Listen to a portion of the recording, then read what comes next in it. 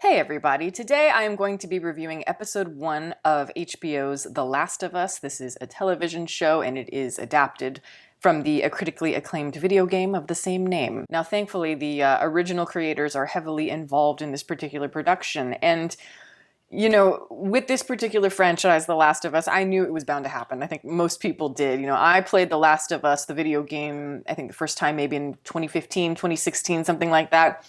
And it had been after a very long absence with video games, and it blew me away. It was just everything I had envisioned as a child video games eventually becoming, akin to very cinematic artistic experiences with depth and meaning and all that good stuff. And even, yes, as a layman, I still found the game just to be more emotionally palpable than a lot of the other ones, and it was more, balanced naturally narratively, and especially the world building was incredibly extensive. And so yes, like I said, only a matter of time before it was going to become like a movie or something of that nature, just because, yes, it is so marketable. And naturally, in the past, we've noticed that video game adaptations don't necessarily do very well when they're on the big screen or when they are on TV. And I think a lot of it just has to do with, like, narratively, it's hard to translate that. But again, this game is just so tailor-made, I think, for the cinematic narrative experience proper that I thought, it was probably going to be done well. So yeah, they do all the things to make it very marketable. They have HBO in charge, and they have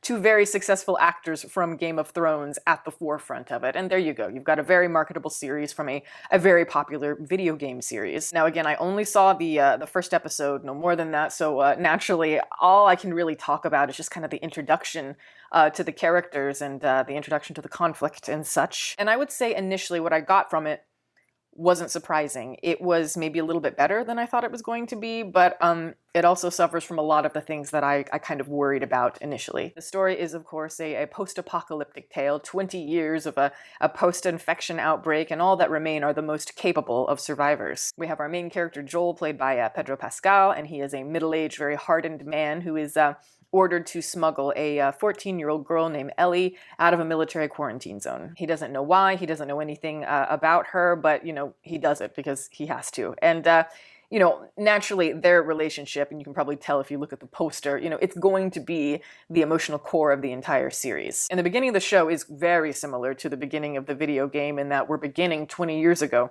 in 2003. We follow Joel and his daughter at the very beginning of the outbreak, and this is the day that the world is going to change forever. And you really get a sense of whether or not the show is going to deliver or not, I think, in this sequence. Because in the game, the opening is very harrowing. It is incredibly memorable, I think, for everybody who plays it, because it's very much, it's jolting you into this situation that you feel very unprepared for. For me, that is the key to the tension and all of that. It is the disorientation here.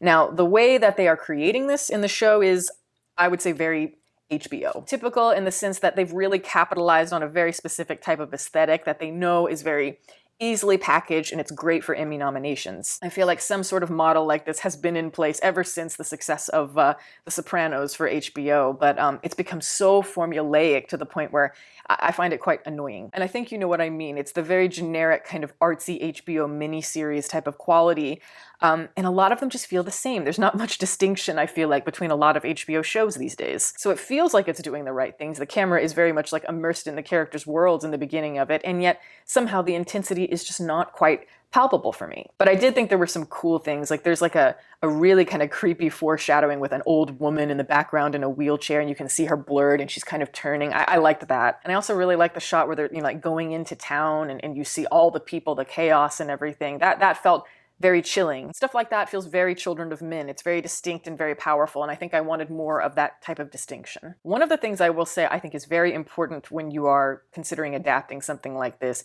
is really understanding what made it great in the first place. And I think one of those things for this game is the world building. How detailed the post-apocalyptic world is in the original video game. It's the kind of detail that at the time, but still to this day, I just think it is astounding. You can wander anywhere and it feels just so real, and I like that it has a very strange kind of beguiling beauty to it. It's not just like grim post-apocalyptic gray, like no, there's There's plant life, there's flowers growing. Maybe it's the fungal mushroom infection thing going on there. But yeah, it's the way that like flowers bloom through like rotting corpses. There's just something about that is very sad, but also, yeah, very beautiful. And just on an aesthetic level alone, I think it really just, yeah, it set the entire game apart from everything else. And do we expect that kind of level of detail in the television show?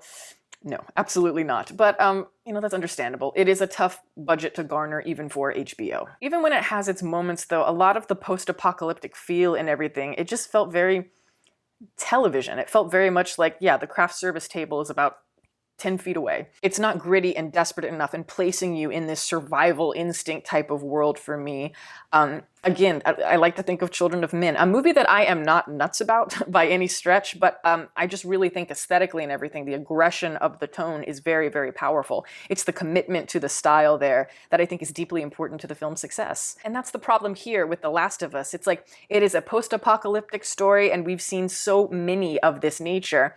So it's like, what sets this apart? What makes this one special is the big question. And again, we're only one episode in, so it's very hard for me to judge that type of stuff already. I'm sure this is going to be one of those shows that grows into itself more and more and kind of discovers its identity along the way. And I do see that it has potential to absolutely get better. But at the same time, I kind of felt in my gut the same way I felt when I found out they were making a Sopranos movie, the Many Saints of Newark. And I kind of felt by default it was never going to work because, you know, like Sopranos, the reason it works so well is because it is a television show. That is how they were able to subvert things and, you know, put a spin on the original mob narrative. And so as a movie, it kind of defeats the entire purpose. It's completely counterintuitive to everything I think it stands for. And I don't feel that strongly about The Last of Us by any stretch at all. I'm just saying there's a hint of it. What makes that game so special is precisely, it's the lack of control as a gamer. In the game, you're still confined to a narrative to a degree, and yet you still have a say in the outcome much more, and that really changes things. It's the weight of consequence, it's the illusion of